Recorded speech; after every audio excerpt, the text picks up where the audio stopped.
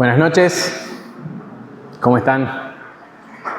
Les voy a pedir que me acompañen hoy al libro del profeta Jeremías, al capítulo 2.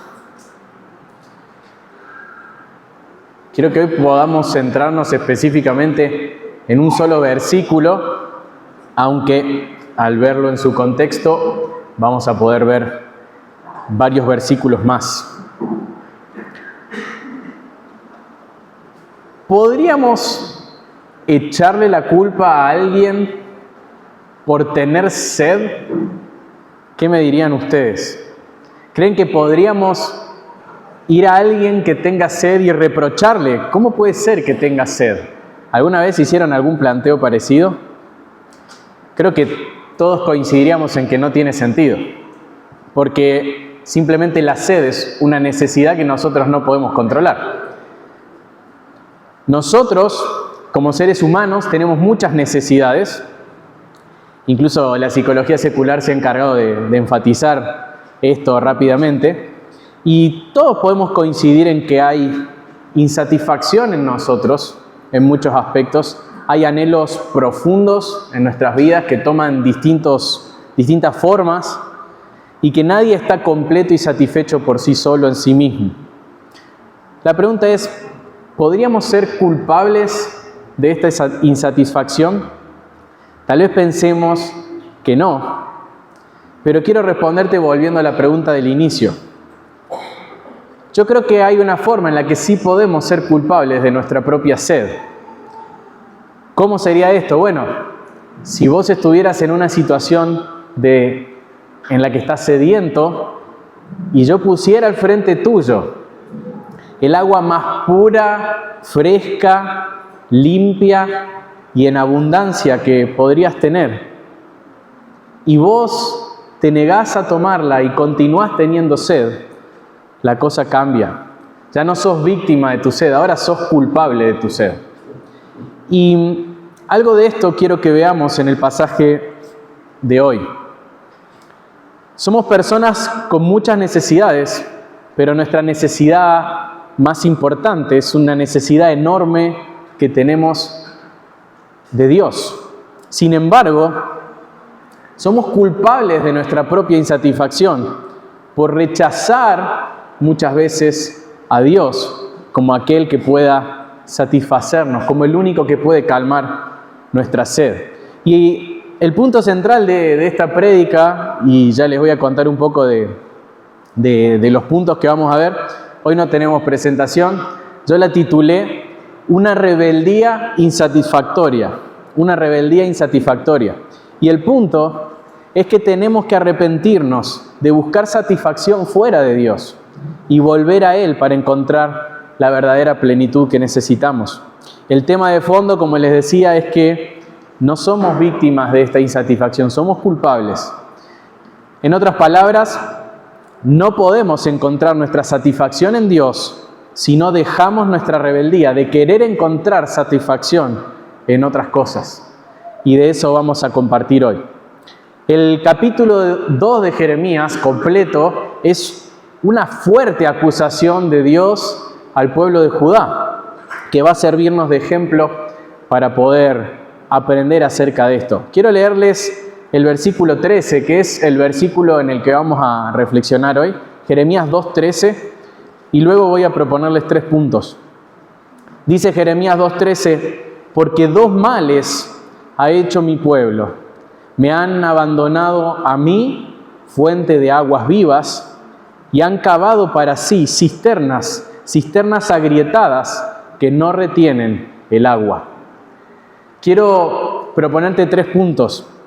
El primer punto va a ser el contexto de este versículo, que es una reforma que no llegó a los corazones rebeldes.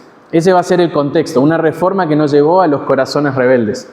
Luego quiero que veamos al pasaje en sí, el punto central, la necesidad de arrepentirnos de nuestra rebeldía para encontrar satisfacción en Dios. Y por último, quiero que veamos la conexión con el Evangelio, el llamado de Cristo a abandonar nuestra rebeldía para encontrar satisfacción en Él. Contexto, punto central y Evangelio van a ser los 3 puntos. Vamos al primero. Vamos a hablar sobre el contexto. una reforma que no llegó a los corazones rebeldes. Si ustedes quisieran, pudieran buscar tanto en Segunda de Reyes como en Segunda de Crónicas el contexto en el cual Jeremías pronuncia estas palabras. Jeremías profetizó durante los reinados de Josías, Joacim y Sedequías hasta el destierro. Son los últimos reyes que tiene Judá antes de que Babilonia les lleve cautivo. Y en ese contexto, este capítulo está justamente al comienzo, en el reinado de Josías. Y Dios tiene grandes acusaciones para Judá durante el reinado de Josías. Paradójicamente, un reinado piadoso. Piensen, ¿por qué fue exiliado Judá? Bueno, fue exiliado por su desobediencia, incluso por creer que Dios no iba a castigarles, no importa lo que ellos hicieran. Si uno viene leyendo Segundo de Reyes o Segundo de Crónicas, va a ver esa tendencia, esa obstinación de Judá. Sin embargo, pensaríamos que estos últimos reyes pudieran haber sido los peores, ¿no? Se supone que fue la gota que colmó el vaso y Dios castiga a Judá. Pero cuando vemos la vida de Josías y su reinado, la verdad encontramos algo muy diferente. Quiero leerles algunas cosas que hizo Judá, según Segunda de Crónicas. Dice que hizo lo recto ante los ojos de Dios, Josías.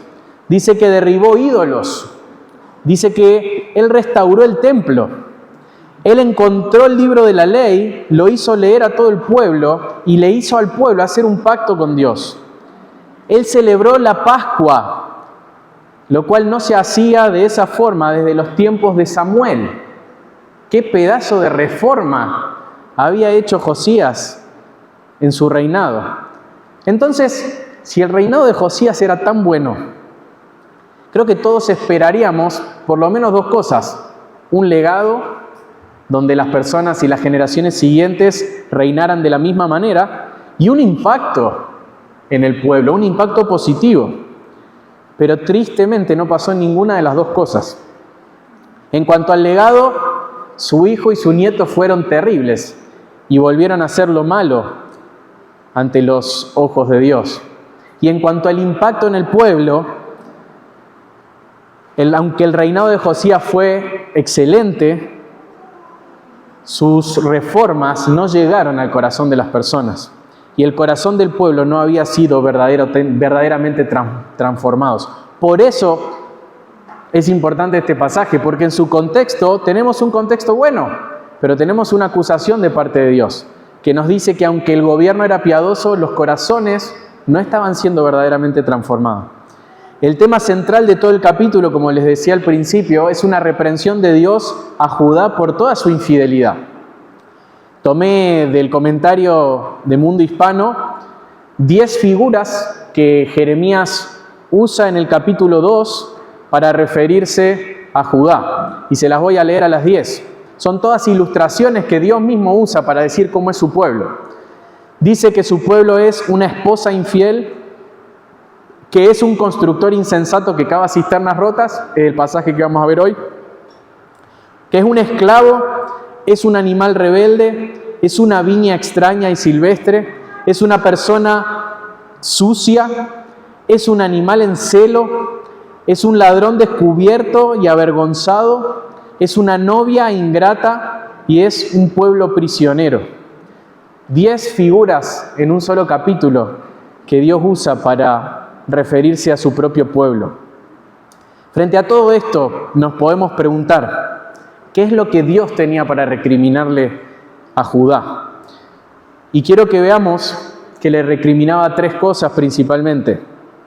Y intenté resumirlas así. Dios les recriminó que no era buscado por el pueblo, Dios le recrimina que es acusado injustamente y que fue cambiado. Dios no era buscado. 2 veces en el capítulo 2 de Jeremías, Dios le dice al pueblo, ustedes no dijeron dónde está el Señor. Ustedes nunca se hicieron esa pregunta. El pueblo nunca clamó, a pesar de sus dificultades, a pesar de cualquier circunstancia, nunca le importó dónde estaba Dios y lo que Dios tenía para decir respecto a sus vidas. Pero no solamente el pueblo no buscaba a Dios, sino que Dios era acusado indirectamente. Si tienen sus Biblias y me quieren acompañar ahí en Jeremías, voy a leer algunos versículos. Por ejemplo, el versículo 5 del capítulo 2 dice: así dice el Señor, ¿qué injusticia hallaron en mí tus padres, para que se alejaran de mí y anduvieran tras lo vano y se hicieran vanos? El versículo 31 del mismo capítulo: oh generación, atiendan la palabra del Señor. ¿He sido yo un desierto para Israel o una tierra de densa oscuridad? ¿Por qué dice mi pueblo, vaguemos libremente, no vendremos más a ti? La rebeldía de Judá era indirectamente una acusación a Dios. Es como cada vez que hay rebeldía a Dios, es como decirle a Dios que algo no está bien en Él. Pero el verdadero motivo de su desobediencia obviamente no era algo que estuviera mal en Dios, sino algo que estaba mal en sus corazones. Vuelvo a leer ese versículo 5. ¿Qué injusticia hallaron en mí sus padres? Dios no solamente no era buscado y era acusado indirectamente de parte del pueblo, sino que fue cambiado. Dios fue abandonado por su pueblo y cambiado por otros dioses que no eran capaces de amar, de guiar, de satisfacer, de salvar, de cuidar al pueblo como solo Dios podría hacerlo. Fíjense Jeremías 2:11. Esta pregunta es increíble. ¿Ha cambiado alguna nación sus dioses? Aunque esos no son dioses, pues mi pueblo ha cambiado su gloria por lo que no aprovecha. Vean este reclamo de Dios. Ni siquiera las naciones cambian sus dioses y ustedes me cambiaron a mí. Jeremías 2:17. ¿No te ha sucedido esto por haber dejado al Señor tu Dios cuando Él te guiaba en el camino? Jeremías 2:28. Pero ¿dónde están tus dioses, los que hiciste para ti? Que se levanten a ver si pueden salvarte en tiempo de tu calamidad, porque según el número de tus ciudades son tus dioses, oh Judá. Entonces vemos que Dios recrimina que no fue buscado, que fue acusado injustamente, como si algo malo hubiera en él, y que fue finalmente cambiado por otros dioses que no son dioses, por ídolos. Ahora, ¿será que en medio de todo esto Judá iba a reaccionar frente a semejante acusación de Dios y iba a darse cuenta de que tenía que volverse al Señor? ¿Será que Judá se arrepintió? Bueno, el capítulo 2 nos muestra la obstinación de Judá. Primero, Judá negaba estar manchada. Versículo 23 dice, Dios le dice a Judá: ¿cómo puedes decir, no estoy manchada, no me he ido tras los Baales? ¡Wow! Mentirosa. ¿Cómo puedes decir que no estás manchada?, le dice Dios. Y en el versículo 35 vemos otras dos muestras de su obstinación, que decía que era inocente y que decía que la ira de Dios se había apartado de ellos. Jeremías 2:35 dice, Dios le dice al pueblo: aún dices, soy inocente, ciertamente su ira se ha apartado de mí. Por tanto, entraré en juicio contigo porque dices, no he pecado. Tremendo. Judá no buscaba a Dios, lo acusaba indirectamente, cambiaba a Dios por los ídolos y se presentaba delante de Dios y le decía: pero no hicimos nada malo, somos inocentes y no creemos que tu ira esté con nosotros. Sumemos la culpa que arrastraba el pueblo de Judá de tantos años, que esta obstinación llegó a ser que Dios los castigara con el exilio. Antes de pasar al punto 2, quería que podamos aplicar alguna de estas cosas a nuestros corazones. Primero, la primera aplicación es esta: mira tu corazón, no tu contexto. El liderazgo de Judá estaba en manos de un rey piadoso, pero eso no evitó que Dios tuviera grandes acusaciones para con el pueblo. Y hermanos, nosotros podemos estar en un contexto favorable, con un liderazgo piadoso, en una iglesia bíblica, con un pastorado bíblico, pero realmente no significa absolutamente nada, absolutamente nada. Las preguntas que podemos hacernos es, ¿dónde están verdaderamente nuestros corazones? No importa el contexto, nuestros corazones. ¿Seremos nosotros quienes el día de mañana tiremos por la borda lo que otros hombres piadosos hicieron? ¿Somos tan cínicos de admirar buenos ejemplos, pero no imitarlos? ¿Creemos que recibiremos la bendición de Dios sin consagrarnos a Dios? Mira tu corazón, no tu contexto.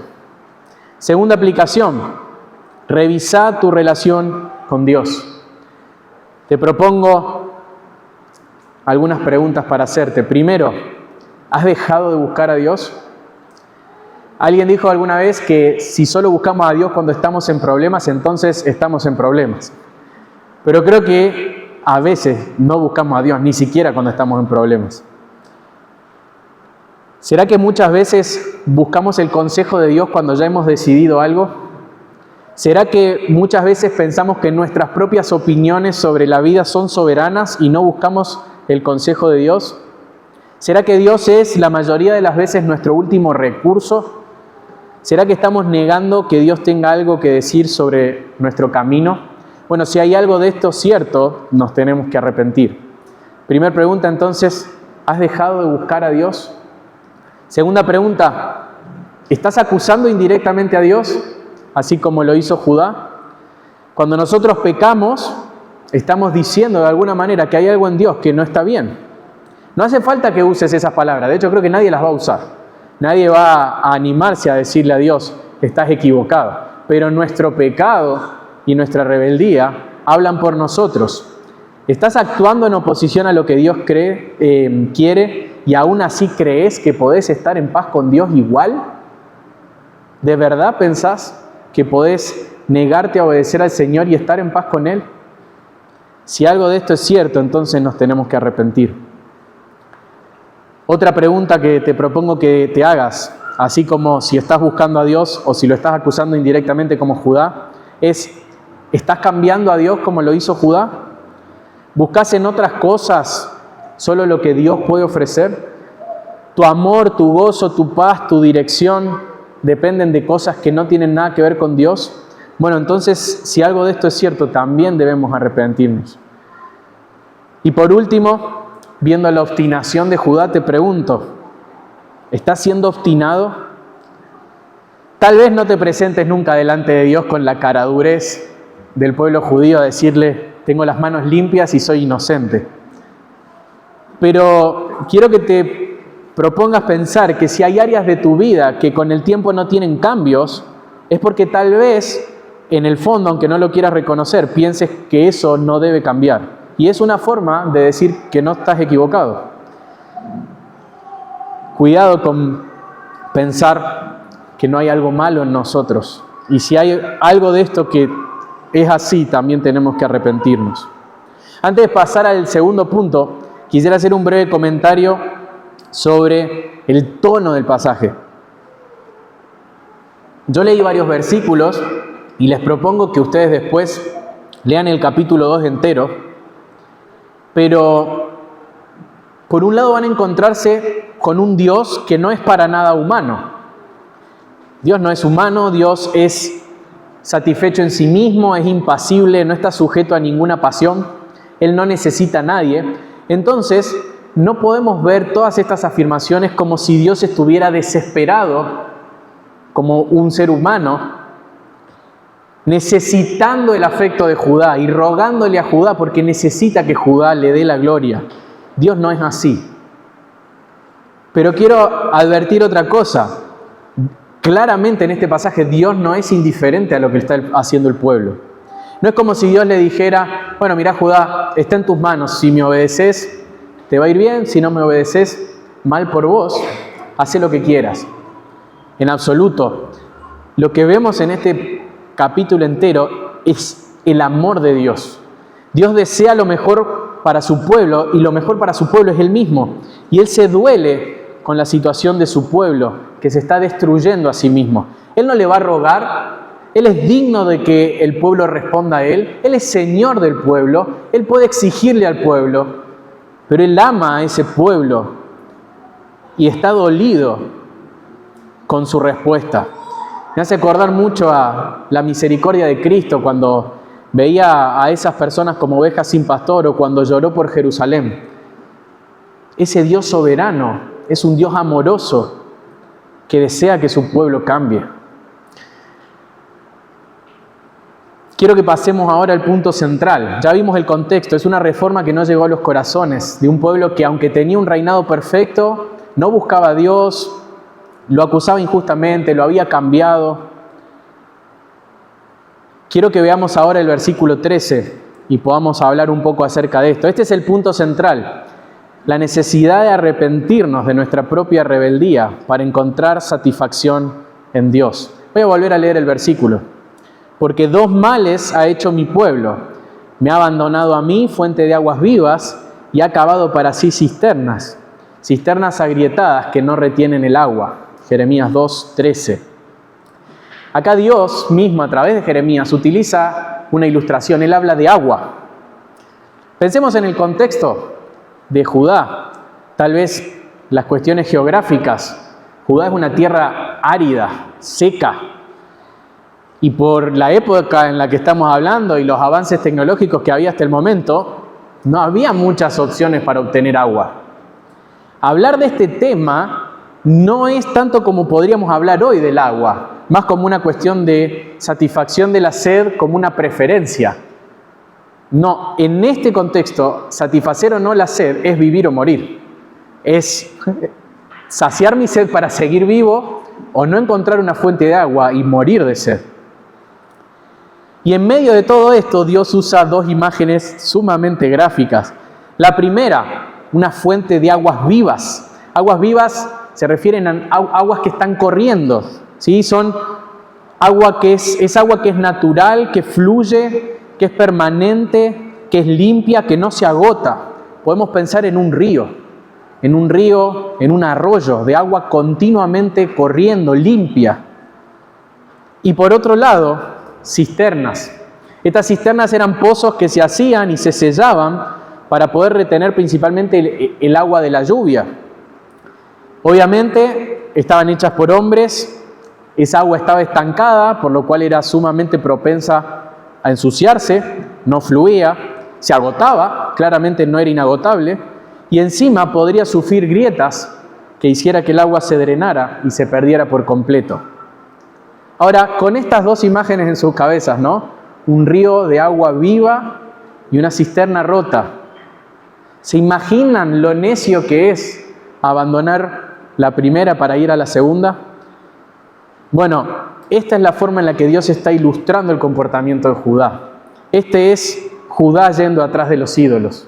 Eso es lo que Dios está queriendo decirles a ellos y también a nosotros.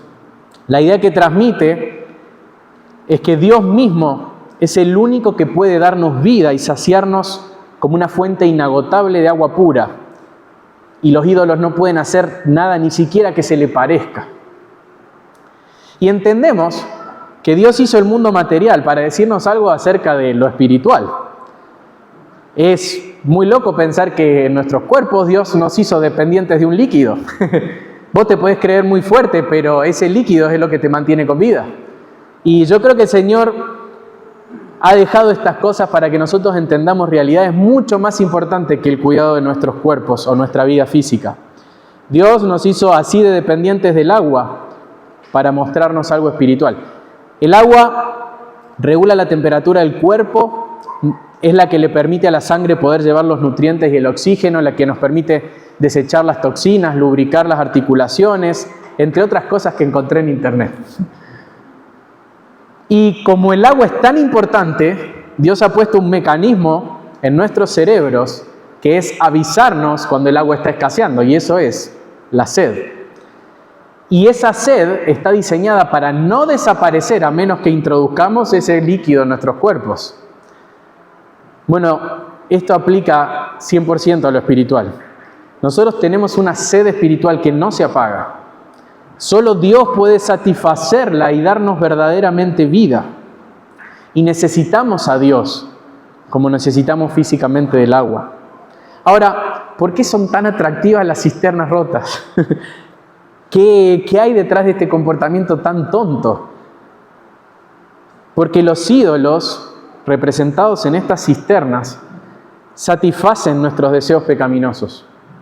Nuestro corazón engañoso pide cosas que se sienten como necesidades, pero que no lo son. Nos pide poder, atención, placer, reconocimiento, comodidad.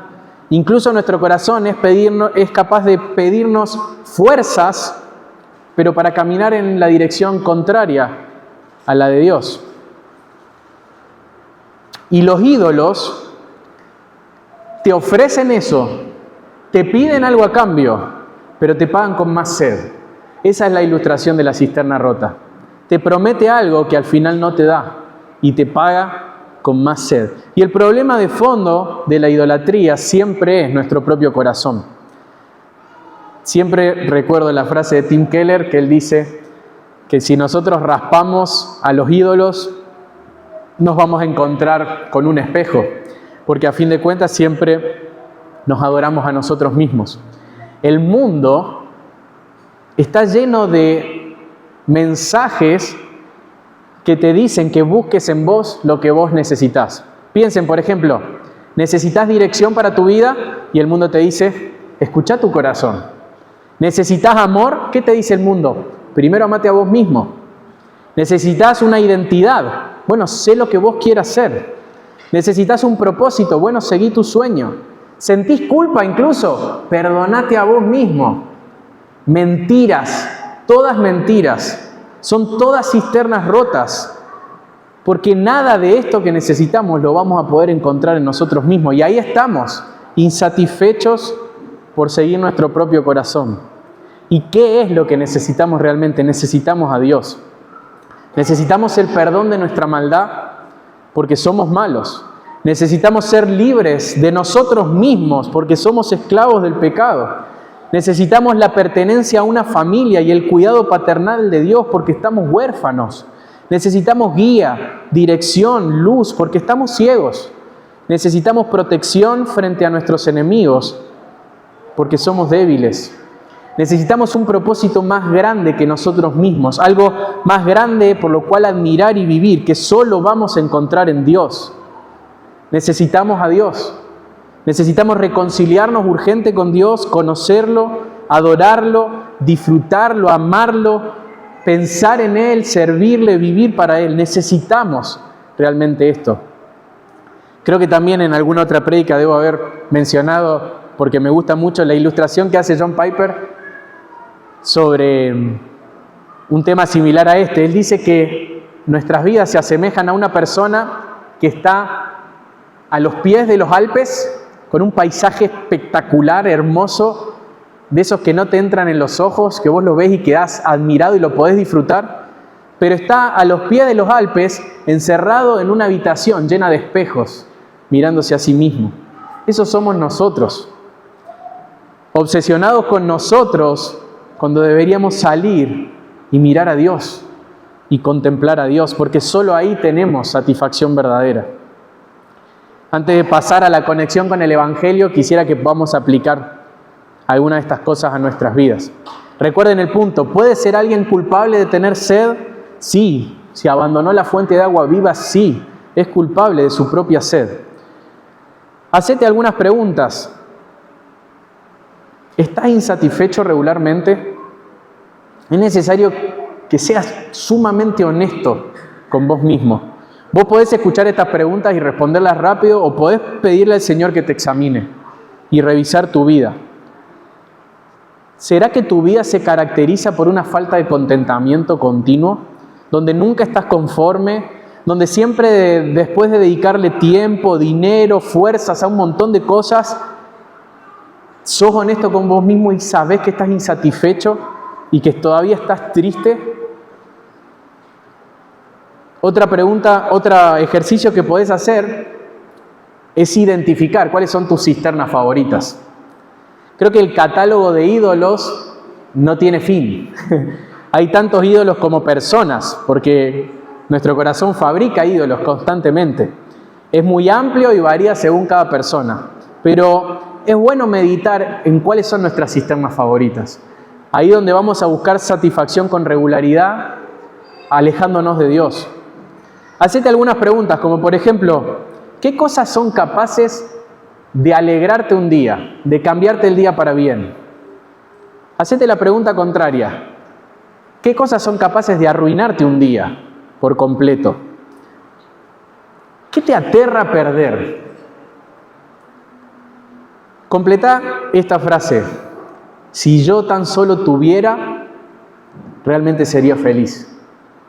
Bueno, son formas de identificar cuáles son esas cisternas a las cuales estás yendo.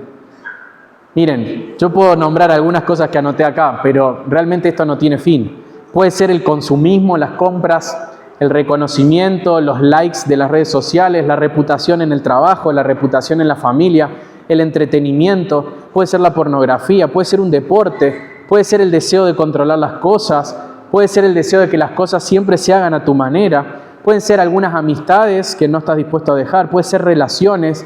Realmente esto no tiene fin. Pregúntate cuáles son esos ídolos, cuáles son esas cisternas. Y recordá la aplicación central, el arrepentimiento. Yo sé, ahora vamos a hablar de cómo encontrar satisfacción en Dios, pero este pasaje nos habla de arrepentirnos. Este pasaje nos llama a arrepentirnos.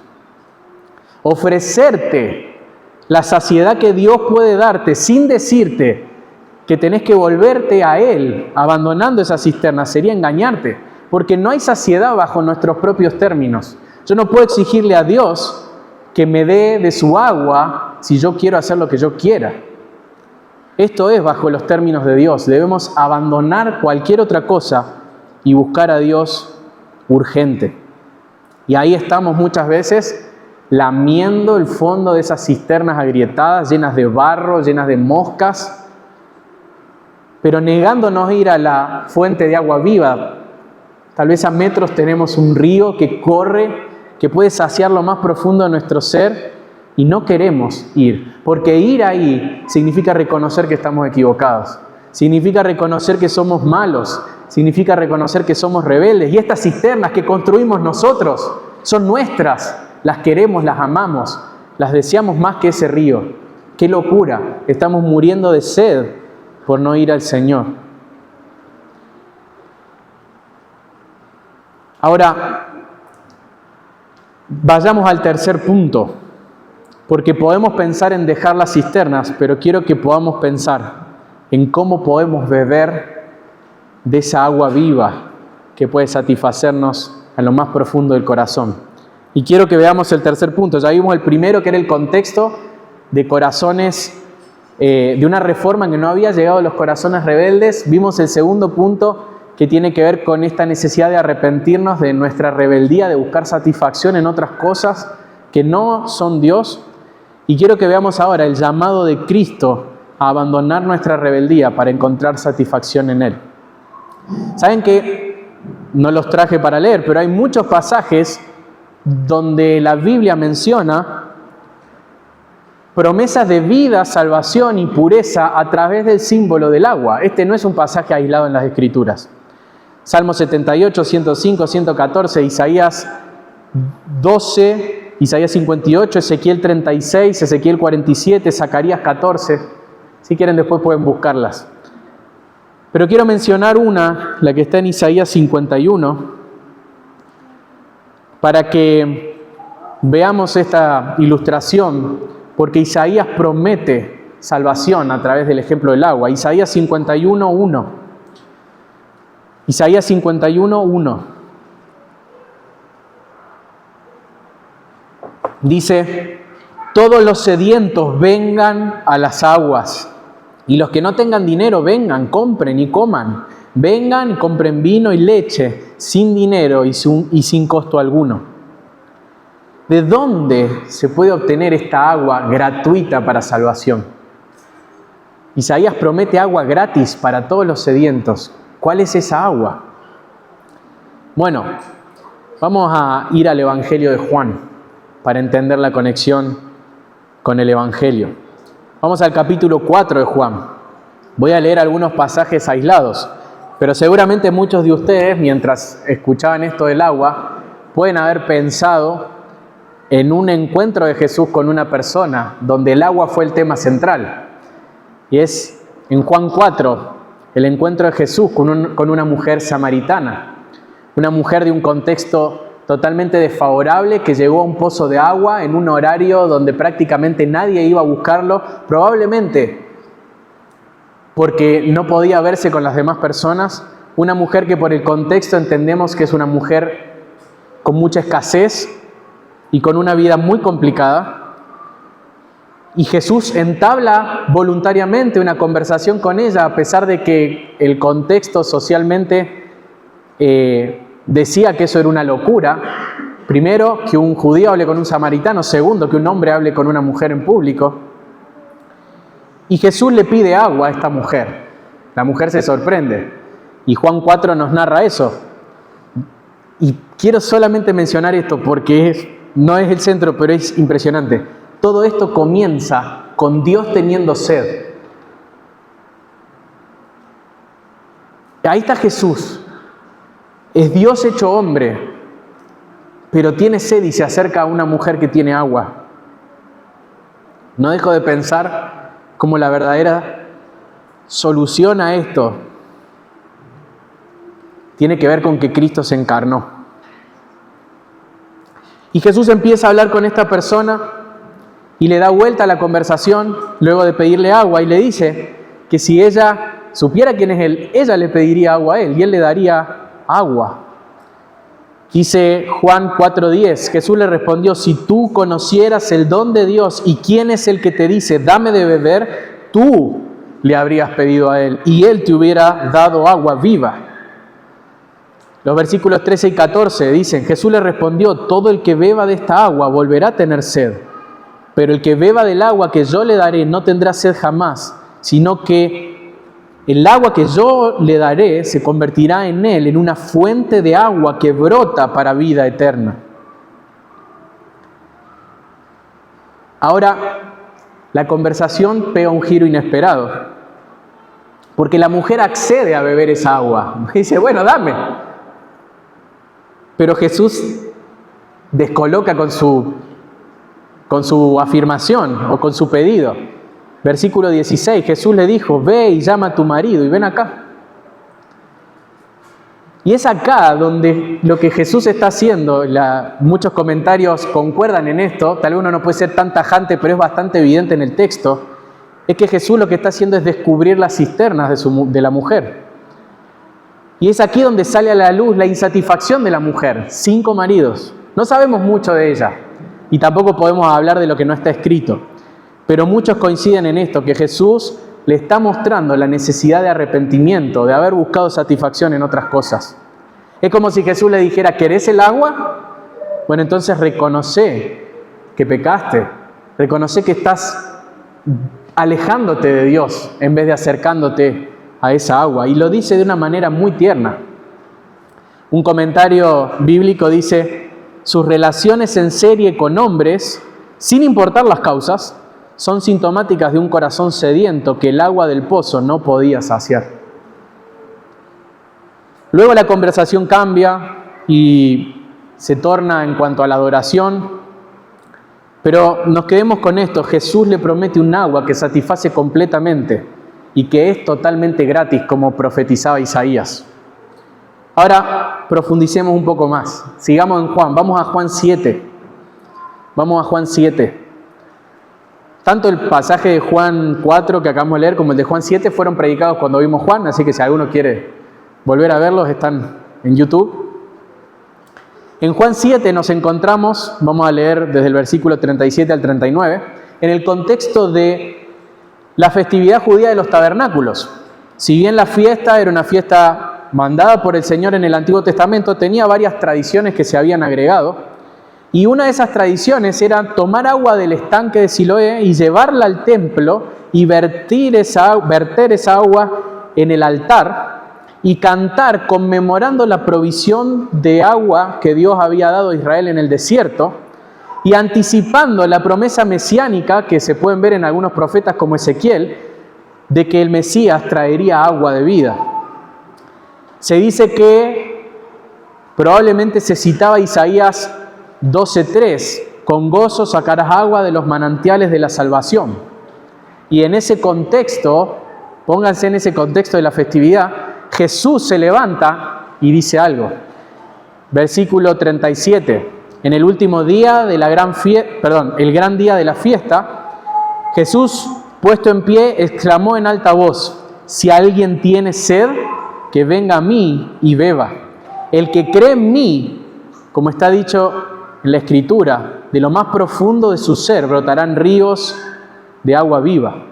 Pero él decía esto del Espíritu, que los que habían creído en él habían de recibir, porque el Espíritu no había sido dado todavía, pues Jesús aún no había sido glorificado. Quiero que veamos brevemente este pasaje para luego aplicarlo y concluir. Primero, ¿cuál es la invitación de Jesús? Primero, reconozcan su sed. Si alguien tiene sed, alguien no iba a ir a Jesús si decía yo no tengo sed. Primer punto, reconocer la sed. Segundo punto, ir a Él. Si alguien tiene sed, que venga a mí. Es una invitación. Y tercero, saciate. Si alguien tiene sed, que venga a mí y beba. Es muy similar a lo que le había dicho a la mujer samaritana. Ahora, la pregunta que podemos hacernos es, ¿cómo se ve alguien que bebe espiritualmente? Porque hasta ahora entendemos un poco la metáfora, pero ¿qué significa esto de beber del agua que puede darme saciedad? Bueno, Jesús lo explica en el mismo pasaje. Fíjense en el versículo 38. Luego de decir que vengan a mí, que si alguien tiene sed, venga a mí y beba, Él dice, el que cree en mí, como ha dicho la Escritura, de él tendrá un río que correrá para agua viva. Beber es sinónimo de creer. Sentir la sed e ir a Cristo y beber es arrepentirnos de haber buscado satisfacción en otras cosas y poner toda nuestra confianza en la persona de Cristo. La fuente es una persona y es Jesús. La fuente es Jesús.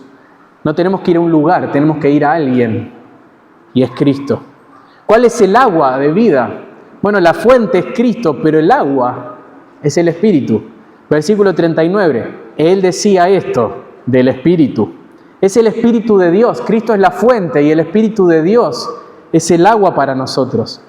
El Espíritu Santo produce una saciedad tal que no solamente somos saciados como una cuestión egoísta, sino que empieza a brotar agua de nosotros, que puede bendecir a otros, que corre para bendición de otros. Ahora, hacía falta algo para que esa agua pudiera ser una realidad. Y fíjense que este paréntesis que nos parece hasta medio innecesario de parte de Juan, nos da pistas respecto a esto.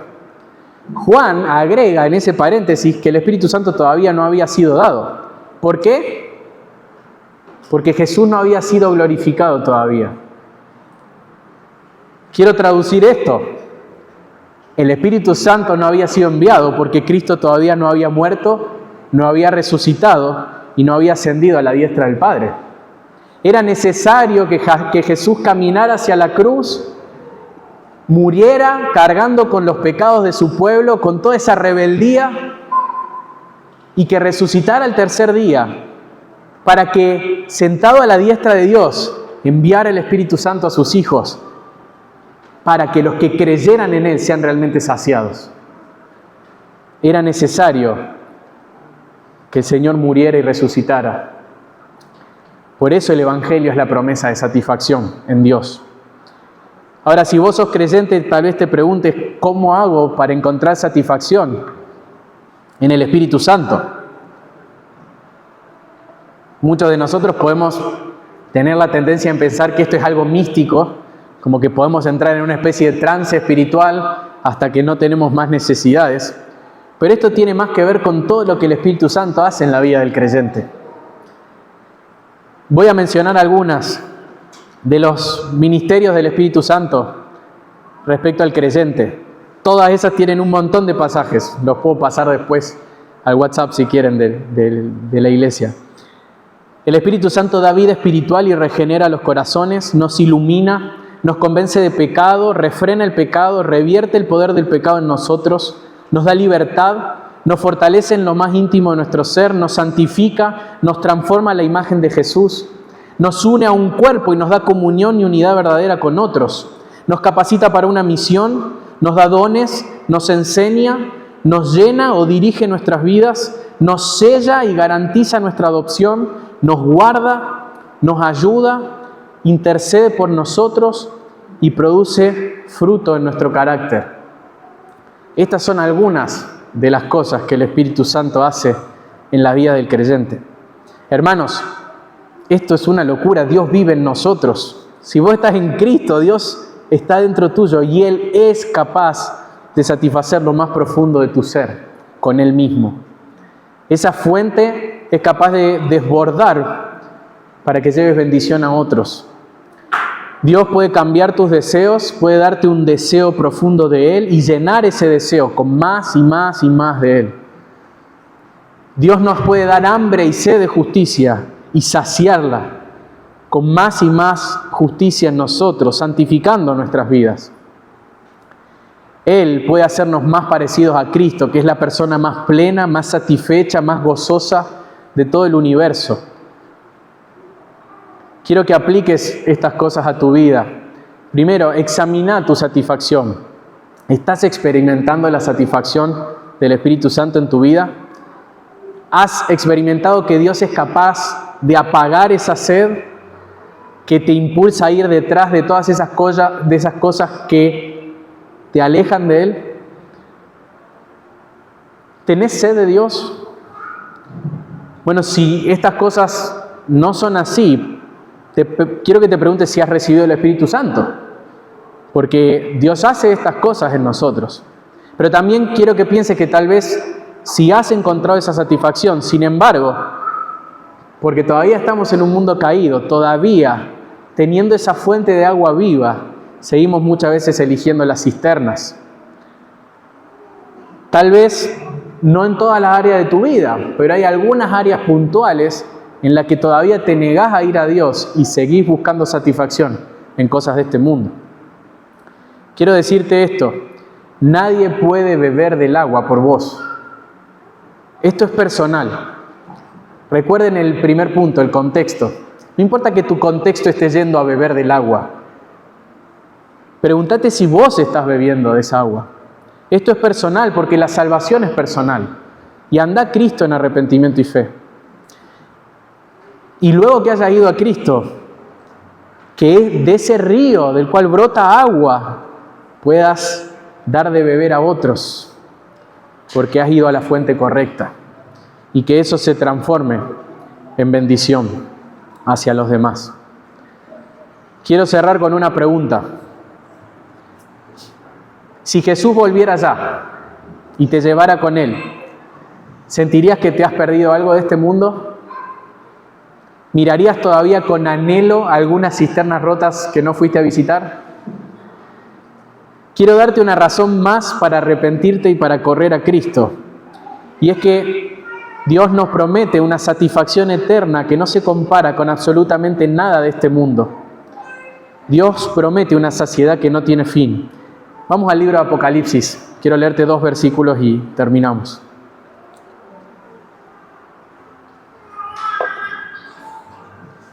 Capítulo 21 de Apocalipsis, versículo 6. Apocalipsis 21, 6. También me dijo, hecho está, yo soy el alfa y la omega, el principio y el fin. Al que tiene sed, yo le daré gratuitamente de la fuente del agua de la vida. Capítulo siguiente. Apocalipsis 22, versículo 17. El espíritu y la esposa dicen, ven. Y el que oye diga, ven. Y el que tiene sed, venga. Y el que desee, que tome gratuitamente del agua de la vida. Hermanos, nosotros no somos las víctimas de esta historia de corazones sedientos, sino los culpables de nuestra propia insatisfacción. Porque no queremos ir al Señor. Y el Señor nos promete que los que realmente abandonan su rebeldía y se arrepienten y corren a Cristo como fuente del agua por su sacrificio en la cruz, en nuestro lugar, recibirán satisfacción de Dios, que comienza ahora, pero que será perfecta en la eternidad. Vayamos hoy a Jesús para beber. Oramos. Señor, quiero pedirte que podamos examinar nuestros corazones.